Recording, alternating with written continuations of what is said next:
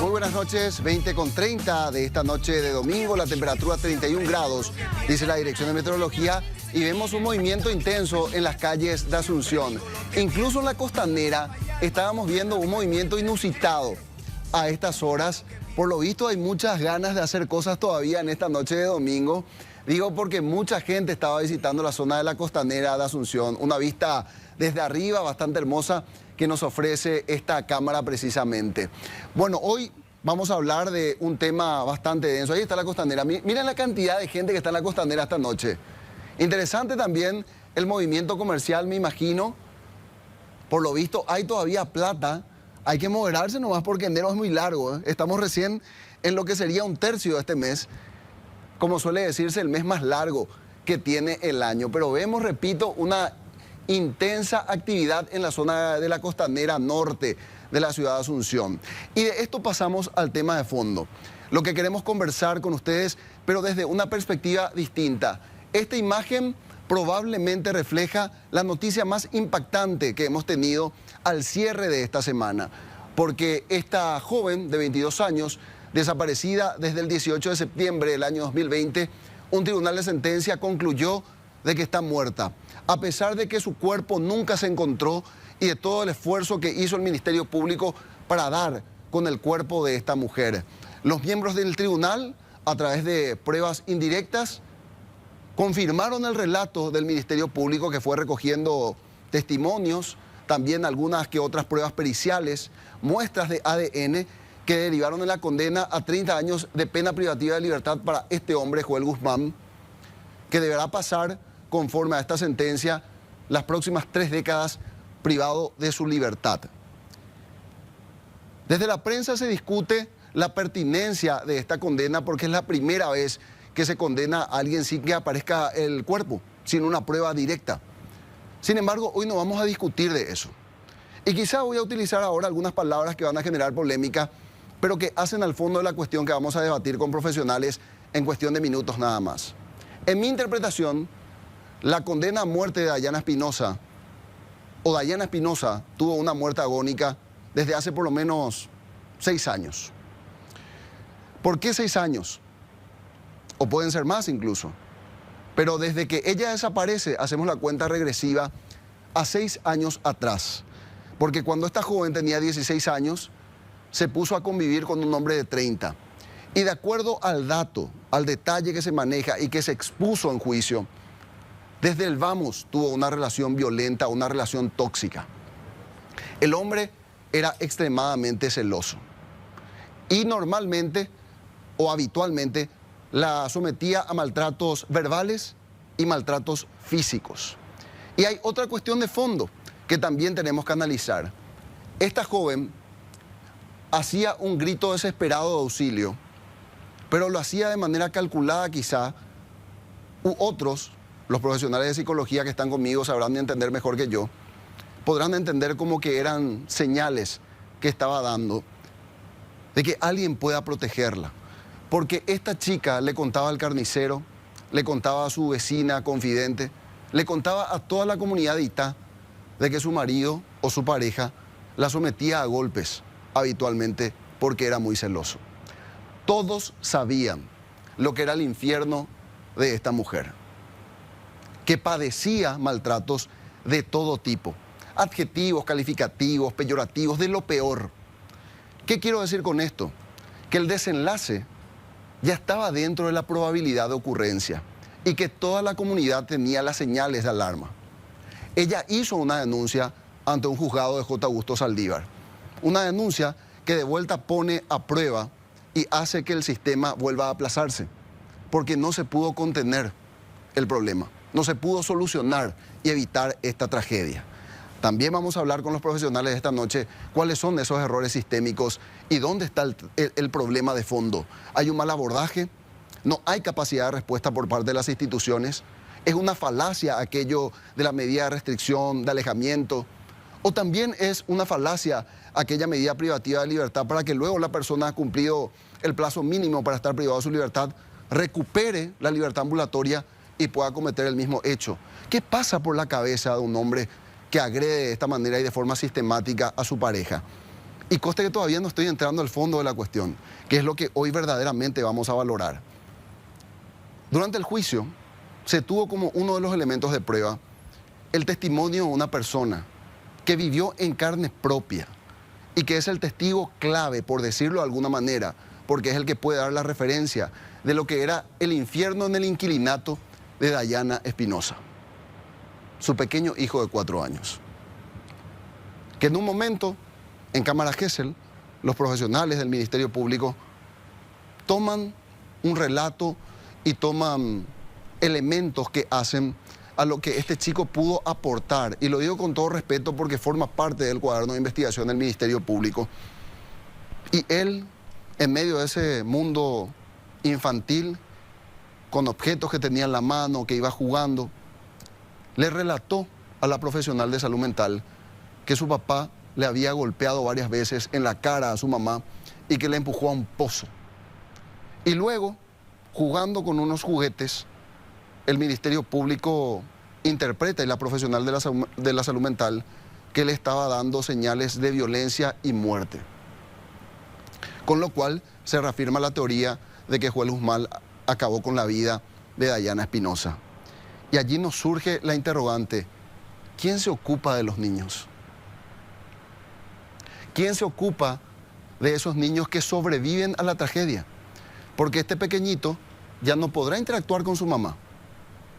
La justicia la declaró muerta, porque los elementos que formaron parte del juicio son conducentes a suponer de que ella dejó de existir desde el 18 de septiembre del año 2020. Pudo haber sido en las últimas horas del 17 de septiembre o en las primeras horas del 18. A ella, este pequeño ya no le va a poder ver. Y probablemente a su papá tampoco, que fue condenado a 30 años de pena privativa de libertad. Hoy la pregunta que nos hacemos y que queremos analizar con los profesionales es: ¿quién se ocupa de esas víctimas colaterales?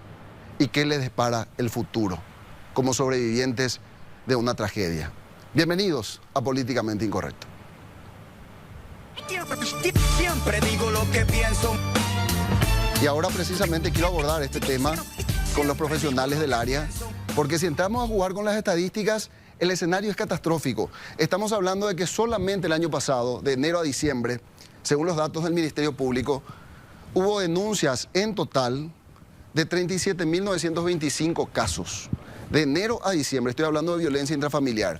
Eso nos da un promedio de 105 casos por día. Nos da un promedio de 4 por hora. Y si queremos ser más dramáticos, nos dice que cada 15 minutos una persona está denunciando un hecho de violencia. En este mismo momento, siendo las 20:30, si seguimos con ese promedio, 82 personas tuvieron que haberse presentado ante el Ministerio Público para denunciar un hecho de violencia.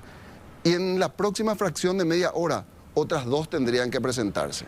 Y en este mismo momento, hay niños que están en medio de esa escena de terror, que no saben qué hacer, que están en medio de la impotencia, que no saben a quién recurrir, pero que no solamente están viviendo esa escena, a pesar de no sufrir quizá el daño físico, están sufriendo ese daño psíquico y ese daño emocional. En medio del terror, quizás escondiéndose en la pieza, o algunos estarán gritando de espanto, pero aún sin saber qué hacer. Porque lo que me olvidé de decir en la introducción es que este niño cuenta que su papá también le agredía a él físicamente. Y quiero hablar de este tema porque realmente me parece que en los medios de comunicación no estamos enfocando ese aspecto de la historia con toda la rigurosidad que requiere, porque nos quedamos con la condena de 30 años, nos quedamos con las estadísticas de mujeres que fallecen, o como yo lo estaba haciendo, las estadísticas de denuncias que llegan hasta el Ministerio Público. Pero ¿qué hay de la vida de esos niños? ¿Y qué pasará con ellos? ¿El Estado reacciona como para protegerlos? Un tratamiento psicológico no es gratuito, es costoso y lleva su tiempo. Me acompaña esta noche la licenciada Andrea Pedroso, ella es psicóloga y terapeuta infanto-juvenil. ¿Qué tal, licenciada? ¿Cómo está? Buenas noches, Roberto. ¿Cómo estás? Gracias por asistir. Sé que es un tema que es de tu interés y vamos a estar conversando en detalles enseguida. También me acompaña la licenciada Silvana Barba, ella es psicóloga y psicoanalista. ¿Qué tal, licenciada? ¿Cómo está? Muy buenas noches. Gracias por venir. Gracias. Y está en representación de la Defensoría Pública el abogado Eladio Camacho. ¿Qué tal, doctor? ¿Cómo está? Buenas noches. Buenas noches, Roberto. Un gusto estar acá en tu programa tocando este tema tan delicado. Exactamente. Y yo quise irme a ese extremo que estaba mencionando, al extremo de los niños. ¿Quién se ocupa de ellos? Pero la pregunta principal, licenciada, empiezo contigo. ¿Cuál es el daño que ellos sufren al estar viviendo esta escena de terror?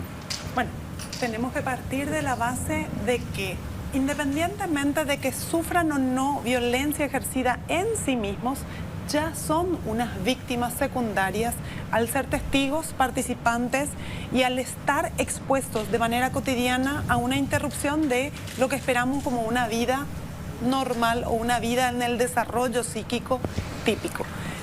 Desde ahí partimos a que lógicamente esto interrumpe un desarrollo esperado desde lo que son pautas educativas, pautas normativas, el vínculo, cómo se manifiesta, cómo se construye el amor, porque si hablamos de la violencia intrafamiliar, un alto porcentaje habla de los agresores tratando de defender su posición o su territorio como pareja, porque tienen miedo o han tenido celos, o porque hay una manifestación o un deseo de que la pareja continúe y tienen miedo de ser abandonados. O sea, toda la violencia termina siendo justificada en primer término y luego normalizada o naturalizada como una pauta de hasta corrección, porque esto lo tenemos dado desde el proceso sociocultural, ¿verdad? Anteriormente esto no estaba discutido y hoy lo traemos a la mesa cotidianamente y lo vemos como una casuística recurrente porque hay una conciencia educativa diferente. Porque hoy la postura desde no solamente la mujer, sino la mujer y el varón en defensa de un derecho, ¿verdad?, de equidad, donde todos necesitamos y merecemos tener el mismo espacio. Entonces, ¿qué pasa con estos niños? Ya de por sí tienen una interrupción al desarrollo esperado, desde lo que es la concepción de trato, de vínculo, y ellos, ¿qué pasa? Van a reproducir este patrón en el colegio, en el ambiente comunitario o sociocomunitario, podemos llamarlo clubes, entornos, barrio, grupos de apoyo, iglesias, donde estos chicos se pueden transformar en nuevos agresores que reproduzcan el patrón o en víctimas silenciosas que generen otro tipo de situaciones, dificultades, patologías y, lógicamente, trastornos. De base tenemos que para cualquier niño, niña o adolescente que sufre este tipo de eventos, tenemos un trastorno de estrés postraumático que necesita ser acompañado y abordado. Allí es la pregunta también al doctor desde la Defensoría Pública. Normalmente también solemos decir, bueno, existe una orden de restricción y alejamiento al agresor, allí ya se da la separación, el niño tiene que convivir con una familia que se separó, o sea, padres que están separados, y después lo otro, ¿y quién se ocupa del bienestar de ellos? Porque le protegemos obviamente a la mamá, pero ¿quién se ocupa del niño, dadas las circunstancias? Bueno, primero quiero complementar algo que dijo la licenciada, que es muy interesante. Ahora se aprobó la modificatoria del Código Penal que va el abuso sexual hasta 30 años. Sí. Nosotros tendemos demasiado a concentrarnos en la pena, pero no en la prevención. Es algo interesante que dijo la licenciada, es exactamente eso. O sea, ese chico, si no está tratado, potencialmente también puede ser un agresor. Entonces, vamos a castigar al agresor, pero necesitamos también tratar y proteger al chico agredido y al que presenció eso, para evitar que el día de mañana sea un agresor. Bueno, nosotros desde la Defensoría de la Niñez, propiamente dicho, hay dos formas, ¿verdad? A veces la mamá en su desesperación va a un juzgado de paz, ¿verdad? Y el juez de paz ya toma las medidas, o la exclusión del hogar y demás. Entonces a nosotros cuando nos llega, lo que solicitamos es la confirmación, que esa persona, que ese agresor, sea excluido del hogar. Bueno, entonces, si no hemos llegado al peor de los casos, que es un caso de feminicidio, estamos hablando simplemente todavía de violencia, entonces el primer hecho es ese, o sea, sacamos al agresor, entonces el chico queda al resguardo con la otra persona que también ejerce la patria potestad, que es la madre, que es la agredida. Pero él se encuentra protegido con la madre. Entonces ahí necesitamos el apoyo, o sea, asistirle a la madre, porque la madre tiene también un problema, porque también pasa eso. O sea, la madre a veces se encuentra en ese círculo vicioso de la violencia. Sí, claro. Entonces tampoco ella a veces está apta para tenerle al hijo. O sea, ella queda con los hijos, él va, pero ella a veces no está apta para A eso apuntaba la pregunta. a veces, pero ahí necesitamos, o sea, en principio queda con la madre, tiene que quedar con la madre. No, claro, no digo quitarle, Sí. pero hay un acompañamiento por instrucción de algún juzgado que diga que toda la familia y en especial también los chicos deban hacer un tratamiento psicológico. Siempre se solicita eso. ¿Y se cumple? Sí, y ahí está, pues, es lo que estábamos hablando un poquito antes de salir al aire. No, muy pocas veces se cumple. O sea, a veces otra vez O sea, depende. un acto de hipocresía. No, dependiendo del estrato social. No pasa a ser un acto de hipocresía tampoco. Pero es algo que yo digo que existe, pero que no se aplica. Entonces, ¿para qué sirve? Bueno, lo que pasa es lo siguiente. Como nosotros estamos hablando del caudal de casos. Sí. También es difícil. Por ejemplo, si el chico está en guarda, sí se hace, queda en guarda con una abuela o con una familia ampliada o con una familia acogedora, se hace una revisión de la guarda. Pero si de repente está con la madre y está se recomienda un tratamiento psicológico, es difícil controlar si se cumple o no con ese tratamiento psicológico. Y lo que estábamos hablando justamente con las licenciadas, y que también, seamos sinceros, es difícil que la familia cumpla eso, porque ellos lo primero que te dicen, más todavía, dependiendo del estrato social, de repente si el maltrato viene de una familia, de un entorno quizás más pudiente, pueda cumplir y encuentren la forma de cumplir. Tenga alguien que le lleve, quien le traiga por todo el tiempo, porque a veces la gente dice, bueno, le llevo un día, le llevo 2 días, y dependiendo de la gravedad, son cosas que van a tener que ir años. Y anda a decirle a esa gente que no llega a fin de mes, que tiene que hacer la changa, tenés que hacerte de tiempo para irte vos y para llevarle a tu hijo todos los días por 4, 5 o el tiempo que sea necesario hasta que la licenciada, hasta que la profesional diga, está. Fíjate que el origen de esto es un problema psicológico, pero me parece a mí que se le da demasiado poca importancia a eso. O sea, hay que esperar una medida privativa de libertad para supuestamente apartar el problema. Pero el origen está probablemente en una baja autoestima del agresor, o qué sé yo. Ustedes sabrán que son profesionales de la salud y que tiene esa relación tóxica. Y ahí quiero preguntarte, licenciada, en tu experiencia, ¿cómo se aborda este tema? ¿Qué debe hacerse? Bueno, pienso que hay diferentes niveles de intervención.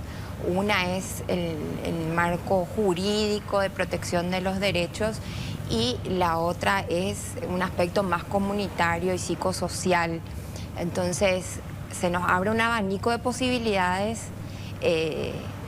desde intervenciones dentro de la escuela, trabajos de prevención, intervenciones con la familia y intervenciones con el mismo niño, niña o adolescente que está atravesando una situación de violencia. Bueno, abordarla él, pero ¿cómo? ¿Cuándo? Eso es lo que estoy preguntando. Bueno. Quisiera entender, porque todos sabemos, acá en esta mesa todos me están diciendo lo que se tiene que hacer, pero yo no veo que se haga. En el caso de Dayana, por ejemplo, ella le decía a toda la comunidad y a su amiga, que era su confidente, la primera que le ofrece al tribunal de sentencia al testigo de la foto que quita Joel Guzmán del cuerpo desnudo tirado al suelo de Dayana Espinosa, porque él se equivoca, según el relato, quiere eliminar la foto y sube a su estado de WhatsApp. Como ella estaba en alerta porque escuchaba movimientos extraños en la casa de su vecino, todos de un mismo inquilinato, ella hace una captura y le comparte la fotografía al papá. Estoy contando lo que hace parte del expediente, pero ¿a qué quiero llegar?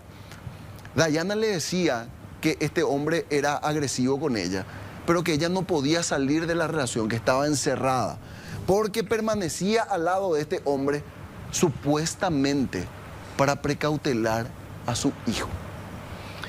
Bueno, eso se da como un patrón, ¿verdad? Si hablamos de lo que es el circuito y el sistema de atrampamiento dentro de la violencia, es así, la persona pasa por estadios diferentes donde va encontrándose, reconociendo, vamos a decir, enojándose, tomando distancia, e incluso vuelve ese periodo de la luna de miel de la que se habla, donde promete, jura, hace un cambio e incluso, te voy a decir, hasta dice, se compromete a ir a terapia, a hacer un cambio de entorno, medicarse, Y todo eso no es sostenible si no se lleva con un monitoreo, con un control y evidentemente con los recursos externos.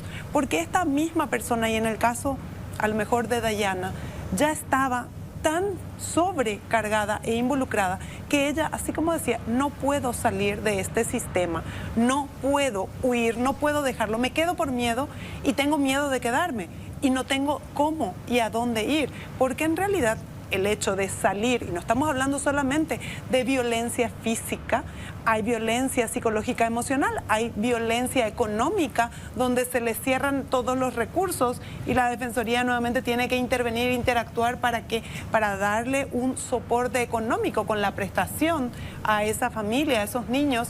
Entonces, categóricamente, estas mujeres que se encuentran dentro de este proceso están súper limitadas en su mirada por encima de lo que les está pasando a ellas e incluso consideran que lo que están haciendo es lo mejor que pueden hacer. Entonces, claro, sin juzgar, porque categóricamente uno no está en ese lugar, porque es fácil mirar desde afuera y poder decir, ¿por qué no se fue? ¿Por qué no lo dejó? Claro. ¿Por qué no le dio, perdón, un palazo y salió corriendo, ¿verdad? Que son recursos. Claro que sí, estaría en ese momento como un mecanismo de defensa, pero esa persona en ese momento no tiene los recursos psíquicos, ni emocionales, ni la capacidad de distinguir y de tomar acción. Claro. A veces, un segundito, Sí. complementando también, la persona que agrede consigue lo que quiere, anular a la persona agredida como persona. Ya la reduce a lo ínfimo. Ya, sin mí no sos nada, sin mí no vas a hacer nada. Claro que el sin mí daño no vas a hacer psicológico, nadie. ¿verdad? Sí. Entonces, es tan sistemático eso que ha sido anulada como persona. Y después está el temor también de la repercusión económica, quizá, ¿verdad? Cuando existe esa dependencia económica y el agresor es el sostén, si esta persona va privada de su libertad, yo me quedo sin sustento. Claro. Y mi hijo no va a tener que comer, digamos, como para complementar un poquitito más todo ese contexto de dependencia. Y como digamos, o sea, yo siempre estuve 1 año y medio trabajando en la Encarnación y no puedo negar la realidad que pasa en el interior. Porque el tema de la violencia económica, quizás en Asunción puede haber, acá hay mayor independencia de la mujer trabajadora, pero salís de Asunción y la dependencia, vas al interior, a ciudad, estamos hablando de departamentos como Itapúa, que son departamentos muy importantes también, y la dependencia económica es casi total, absoluta. Si él se va, yo no le denuncio porque no es luego porque por miedo a nada. Si él se va, mis hijos no comen. Eso. Sí. Mis hijos no comen. ¿Quién me va a dar de comer? Claro. Entonces prefiero buscar la manera de sobrellevar esta situación sin la exclusión de hogar. Así Y mismo. ahí está la trampa de la que estábamos hablando. Porque cada vez está metido más al fondo sin poder Pero además salir. ya es una situación en donde fracasó todo. Fracasó la familia que no pudo contener a la mujer, al niño, que no pudo brindar ningún tipo de red de protección, porque siempre sabemos que hay una situación de violencia o de maltrato y la red de contención fracasa cuando esta mujer no puede salirse del hogar.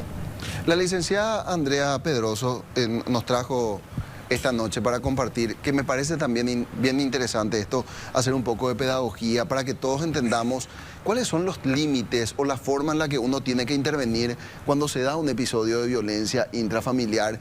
Y me traías algunos conceptos y algunas definiciones, licenciada. Sí, sobre todo, bueno, el primero que tiene que ver con el acto inmediato, ¿verdad? Llámese evento de intervención con respecto a un caso extremo de violencia o feminicidio plenamente hablando, ¿verdad? Porque ahí lo que buscamos que es alejar al niño, niña o adolescente de ese entorno, retirarlo a él del lugar, mantenerlo con un adulto referente, afectivo, cercano, y si no hay, que un adulto referente pueda hacerse cargo de la contención de ese niño, alejarlo de la escena puntual del hecho, ¿verdad? Darle ese espacio de atención a hambre, necesidad, higiene. Estamos hablando de niños, niñas y adolescentes dependientes, ¿verdad? Entonces, el siguiente aspecto tiene que ver con que puedan limitar ese contacto a la información, ese contacto de las redes, de la radio, de lo que involucra lógicamente, porque sabemos que estos son casos publicitados que generan un disparador. Entonces, en ese sentido también vemos que la limitación de esa información, reducir ese contacto, porque eso es estresante y evidentemente estamos hablando de dos figuras importantes en la mayoría de los casos, que es papá y mamá, ¿verdad? Mamá como víctima, papá como agresor, o incluso no el padre biológico, pero el referente afectivo de ese tiempo, que es la pareja de la mamá. Claro, siempre pensamos en no dar identidad a los niños, que corresponde obviamente porque está protegido eso por ley, pero el entorno también tiene que entender que no debe exponerle a esa sobreinformación al chico que ya estuvo luego viviendo todo eso. Claro, pero imagínate, Roberto, algo que nos pasa, que como decimos, sí, la ley establece el cuidado y entonces se precautela y no se dan los nombres específicamente de niños, niñas o adolescentes, pero dicen la señora fulana de tal, el señor fulano de tal, ¿y quiénes son los hijos? Claro, como estamos haciendo esta noche. Sí, ¿Quiénes son? además, por ejemplo, también estamos contando quién es una de las figuras principales para determinar que esta mujer falleció y fue asesinada. Sí. O sea, la historia de este niño está expuesta de por vida. O sea, cargar con esta condena de tener el peso de delatar al padre es un aspecto muy importante para su desarrollo. ¿Cómo se trabaja eso? ¿Qué le puede dejar como secuela? Y con todo respeto, ¿verdad? Pero no solamente en el caso suyo, sino en el resto de los casos también. ¿Cómo se le aborda a un niño desde el punto de vista terapéutico como para que supere esto? Porque yo me quedé con lo que explicabas hace rato y se me hacía en la cabeza la película de que el niño puede asociar de que yo a la persona que amo, para protegerle y que no se me vaya, le tengo que pegar o le tengo que maltratar, porque es una forma de asegurarme de que mi familia siempre esté unida. O sea, ese es el mensaje que está recibiendo entonces en su propia casa. ¿Cómo yo voy desdibujando eso e introduciendo un mensaje correcto en la psiquis de ese niño? ¿Cómo se hace eso? Bueno, primero hay que partir de una evaluación del entorno, de la realidad en la cual hoy encontramos a este niño, niña o adolescente, y posteriormente claramente tratar de darle una visión diferente, ampliar esa visión de mundo, darle conciencia de lo que podría o no, porque como estamos hablando, este grupo de personas, ya hablo de los adultos agresores, no han construido un esquema de tolerancia a la frustración, de manejo, de regulación emocional, y de ante todo ese tipo de pérdidas, daños o situaciones vividas, reaccionan de manera violenta imponiendo un deseo. Ese patrón educativo es el que tenemos que reconvertir, ¿verdad? Reconfigurar en estas nuevas personitas que están en proceso de formación y darles alternativas, porque estamos hablando no solamente de ese aspecto, sino de todo el estrés postraumático de haber vivido y de haber sido testigo, víctima primaria o secundaria de la violencia, de haber perdido a sus referentes primarios, familiares, y de ser mirados socialmente hoy como el hijo de un agresor y el hijo de esa persona que falleció. Una cosita más también complementando un poquito, también hay que trabajar con la familia que queda con el chico, ya sea la abuela materna o paterna. ¿Por qué? Porque tenemos ya un chico que hay que abordar, que hay que tratar, pero también la forma en que los va a tratar esa abuela. Porque con justa razón, quizás esa abuela que perdió a una hija, lo único que quiere decir es, de ese lado son gente horrenda, tu papá claro. tu papá es esto, tu papá, que tampoco ayuda. Quizás sea cierto todo lo que le está diciendo desde el dolor, pero esa persona también necesita un tratamiento para aprender a manejar qué le dice al chico, de la forma en que le dice. También es importantísimo el chico, pero es también importante el entorno que va a estar al cuidado de ese chico. Claro, y que no hace falta que ocurra un feminicidio para que se dé ese tipo de mensajes. A veces cuando hay controversia en la pareja, una de ellas es la que se encarga de dar ese tipo de información al pequeño. ¿Quería decir algo, licenciada?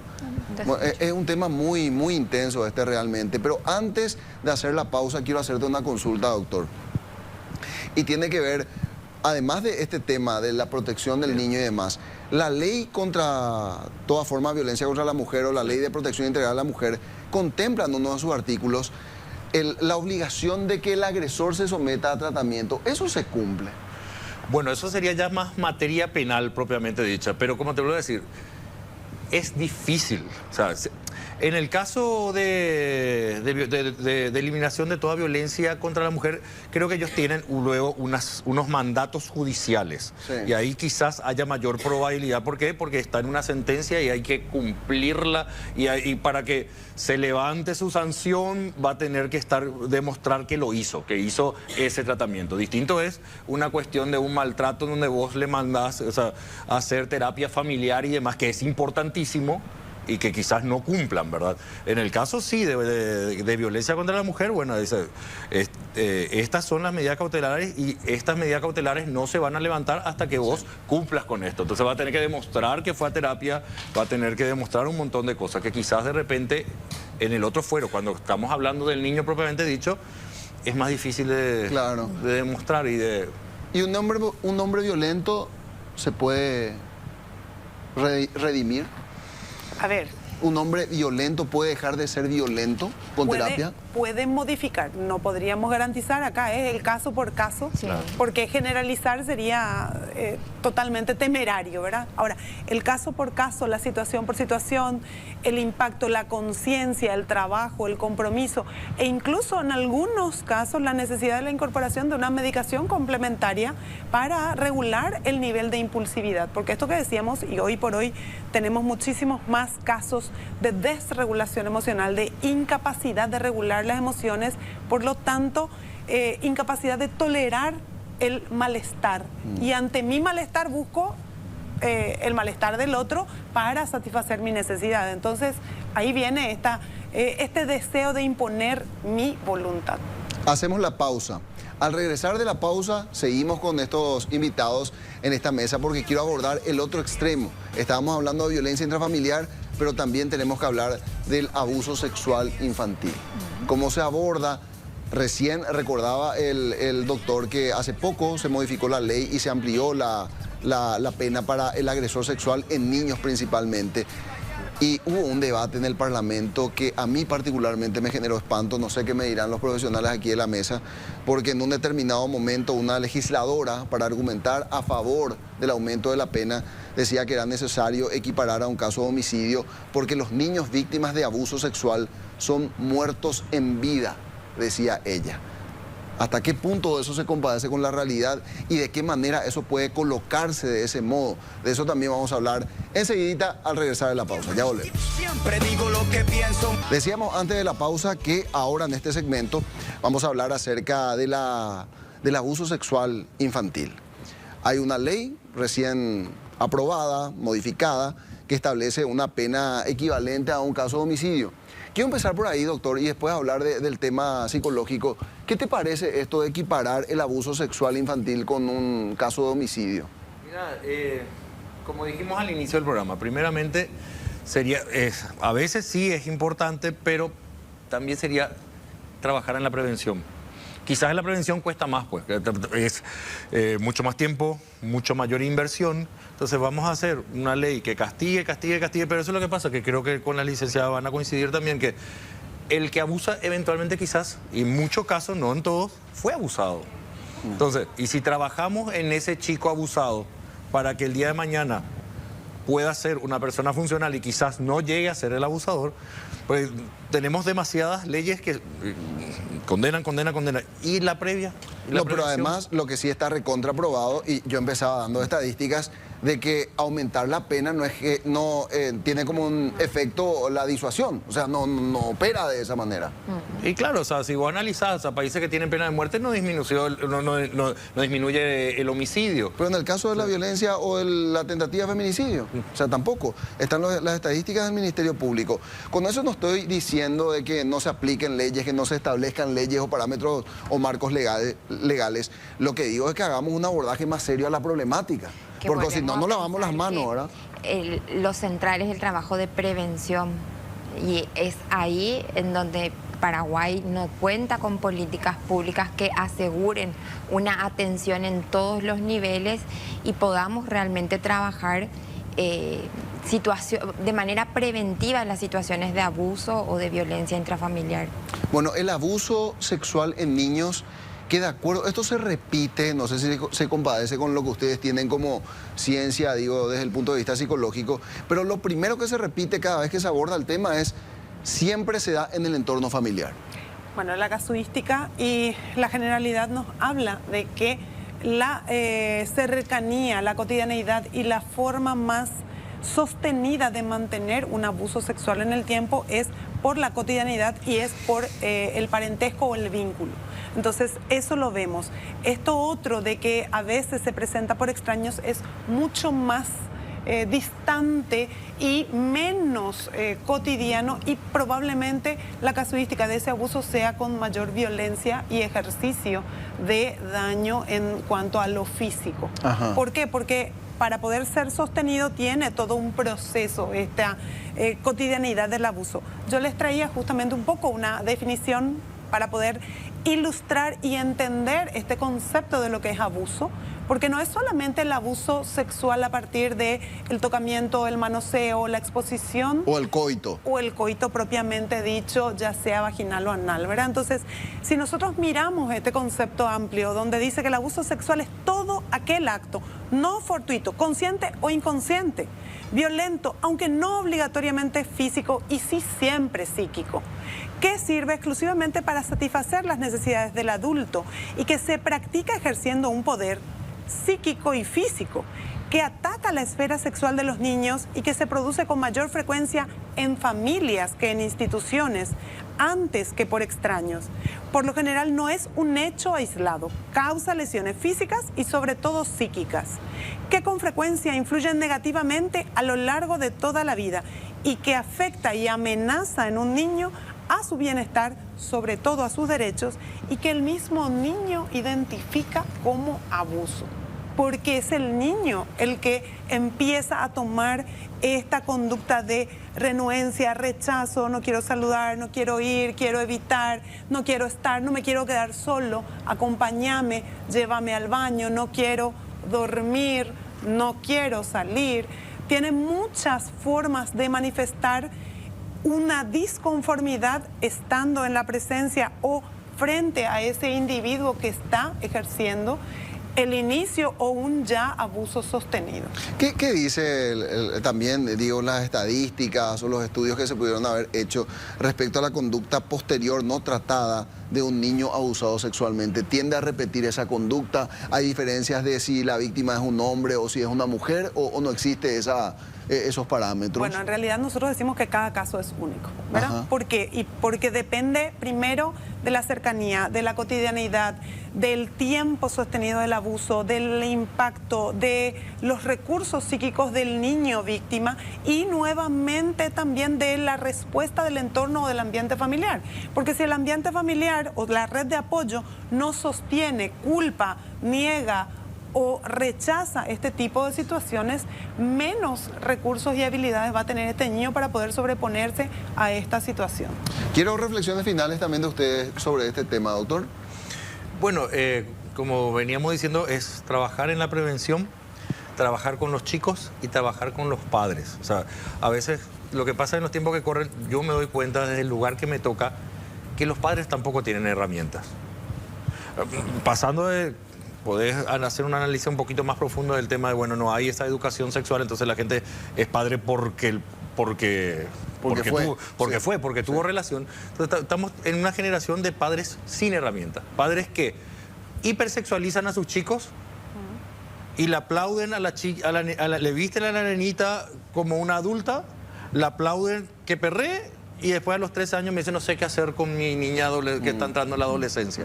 O sea, hay que trabajar con los chicos, hay que trabajar con los padres ante la duda. Yo siempre le digo, el límite es, o sea, podemos hablar del tema de maltrato, o sea, puede ser que uno de los progenitores haya dicho que decir esto, decir lo otro, pero que el niño venga, ya seas papá, mamá, y diga la frase abuso sexual, hay para todo.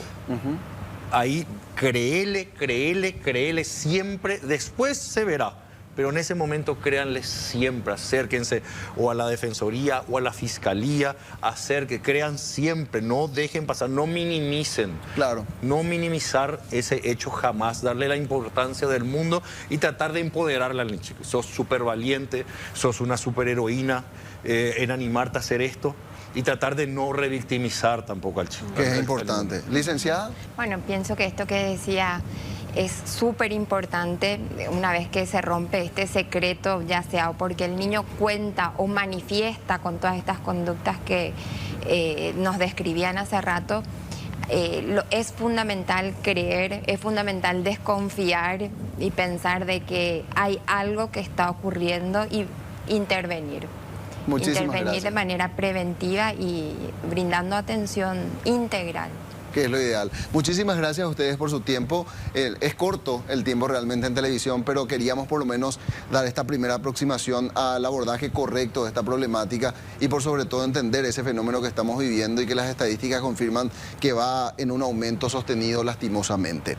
Y ahora vamos a hablar de una cuestión que está muy ligada a la fe, pero que también es una cuestión bien terrenal, porque trabajan nada más y nada menos con personas privadas de su libertad. Ahora, con el cambio de la metodología en el pabellón Libertad del penal de Tacumbú, solamente tienen a los condenados. Está ya para contarme más detalles sobre eso el pastor Ignacio Chamorro. Él es director del pabellón Libertad de la penitenciaría de Tacumbú en representación. Esto está bajo la administración de la iglesia, pastor. Sí, buenas noches. Gracias. Buenas noches, gracias por la invitación. Nosotros somos apoyados por la Iglesia Concordia de Hermanos Menonitas, que tiene ya más de 40 años involucrado un poco en el proceso de asistir y acompañar a personas que quieren recuperarse en medio de la prisión, ¿no? Y la primera pregunta allí es, ¿quiénes van? Ya sabemos los condenados, pero no hay lugar para todos, me imagino. Alguien tiene que decir, este se va al pabellón Libertad. Sí, nosotros tenemos un equipo de trabajo que la iglesia formó y a la vez capacitamos a los propios internos. Los internos que entran en un proceso de recuperación, ellos forman parte un poco del equipo de trabajo supervisado por las personas contratadas por la Iglesia Concordia. Entonces nosotros tenemos una serie de entrevistas, acompañamiento. Por supuesto no todos los que entran logran cambiar, ¿verdad? Porque el cambio es algo que debe nacer de adentro, ¿verdad? Y principalmente nosotros que creemos en Dios, somos conscientes que la palabra de Dios tiene valores, enseñanzas que les confronta a las personas para poder reconocer su realidad y su necesidad de encarar una vida nueva. Pablo Escobar era creyente y le encomendaba al niño de Atocha a sus operaciones del narcotráfico. Sí. Sí, hay de todo. No todo lo que brilla es oro, ¿verdad? Por eso te digo, y como yo sé que la persona no está queriendo valerse de la supuesta fe solamente para tener un mejor lugar allí en el pabellón Libertad. El tiempo, el proceso, el acompañamiento y todo el mecanismo que nosotros disponemos dentro de estos años, la experiencia, nos permite un poco ir descubriendo en el proceso si la persona realmente quiere cambiar, ¿verdad? La persona te puede engañar una vez, 2 veces, pero no te va a poder engañar toda la vida. ¿Qué no se puede hacer en el pabellón Libertad? Pues está la cuestión, como vos decís, volitiva, mi voluntad, mi fe. Yo digo, yo creo en Dios, quiero someterme al régimen, que después me vas a contar cómo es exactamente. Pero, ¿qué implicancias tiene el estar allí? ¿Qué es lo que yo puedo hacer y qué no puedo hacer? Ya, para estar uno tiene que tomar una decisión y firmar un compromiso, ¿verdad? Eso nosotros tenemos bien definido. Ellos están comprometidos a dejar los vicios, cosa que no es fácil, porque el cuerpo está acostumbrado a un estado de consumo. Entonces dejar eso requiere de un proceso y todo lo que ese periodo de abstinencia siempre es bastante difícil, pero ahí también se ve si realmente quiere, ¿verdad? Pero ¿y quién la acompaña ahí? Porque eso no es una cuestión de fe, solamente una cuestión fisiológica.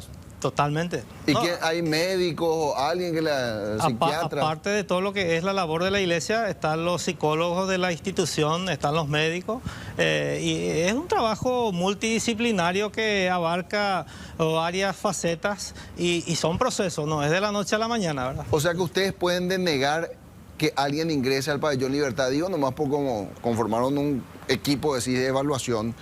Por ejemplo, ustedes podían decir, y en realidad Hugo Javier, que está en el pabellón de ustedes, no califica para estar acá con nosotros. ¿Pueden decir eso? Sí, Sí, podemos. Si la persona de repente vos le hablas y ni te mira, ni te hace caso, le pedís ciertas cositas, pequeños detalles, y no hay esa predisposición, no tiene sentido meter a una persona que no quiere cambiar dentro del sector, porque una manzana podrida te funde toda la caja. Entonces, por supuesto, eso no es fácil.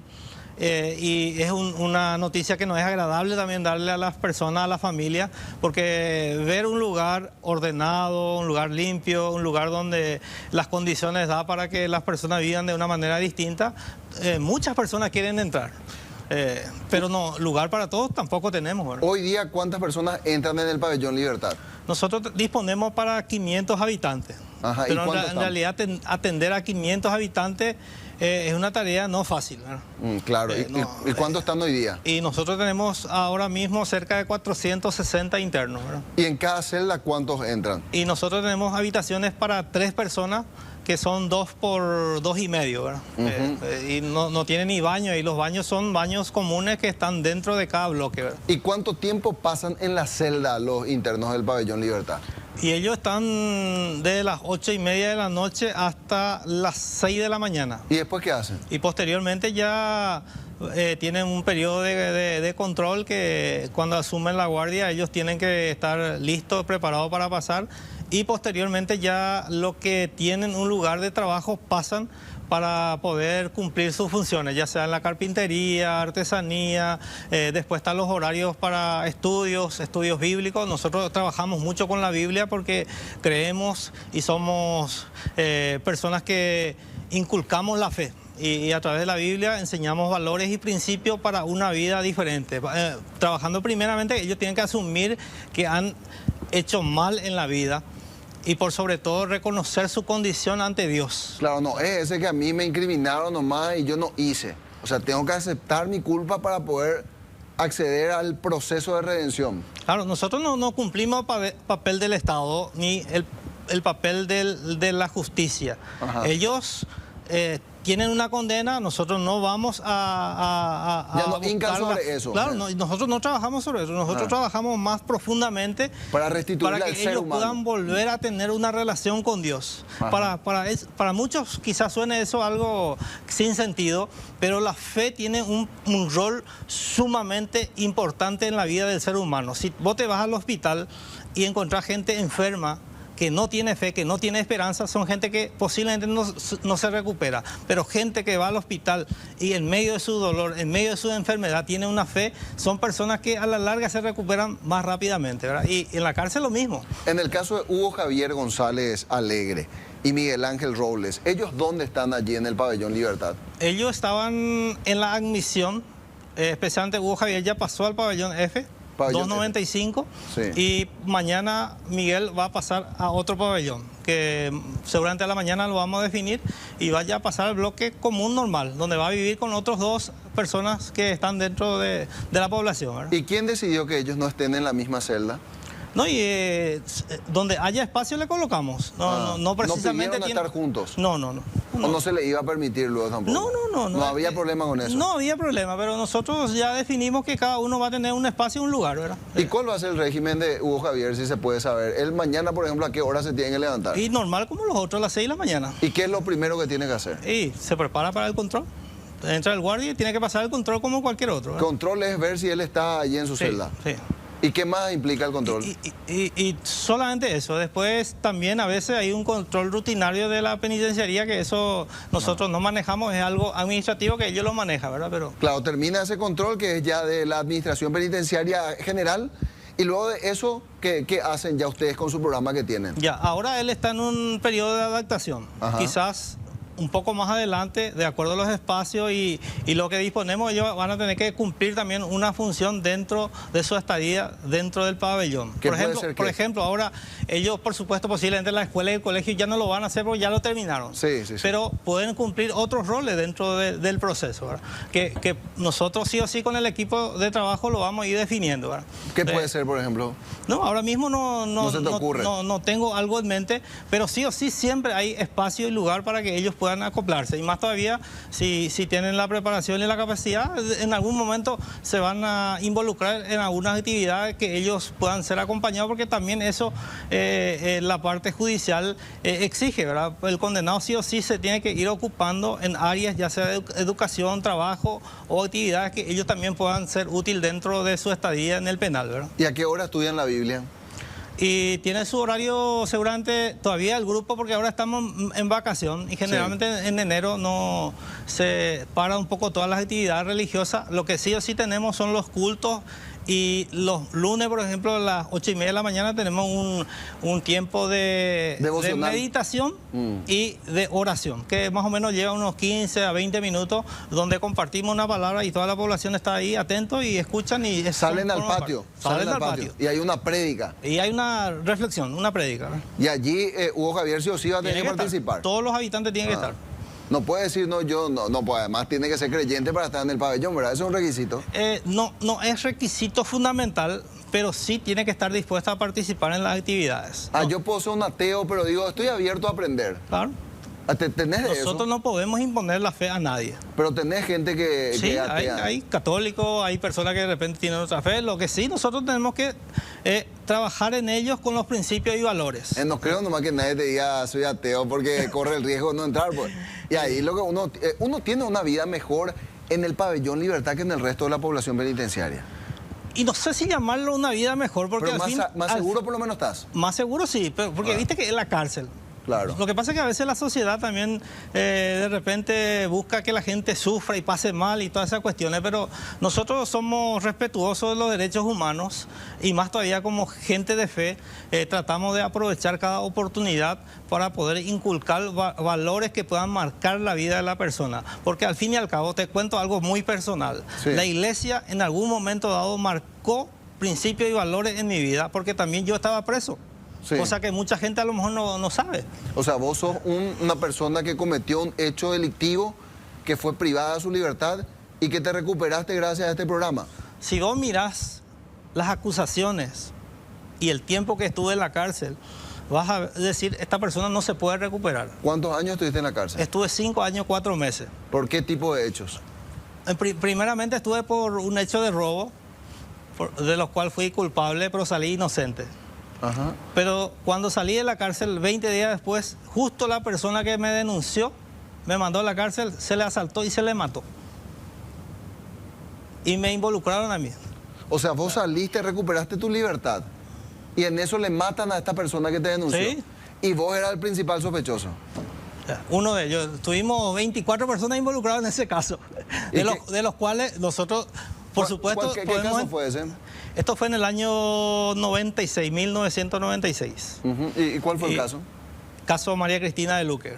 Ah, y vos estuviste, supuestamente eras parte de la banda que asesinó a... Sí, o sea, toda una historia ahí que uno ve y es una película lo que hay ahí dentro del expediente, pero al final me encontraron culpable y me condenaron, siendo inocente.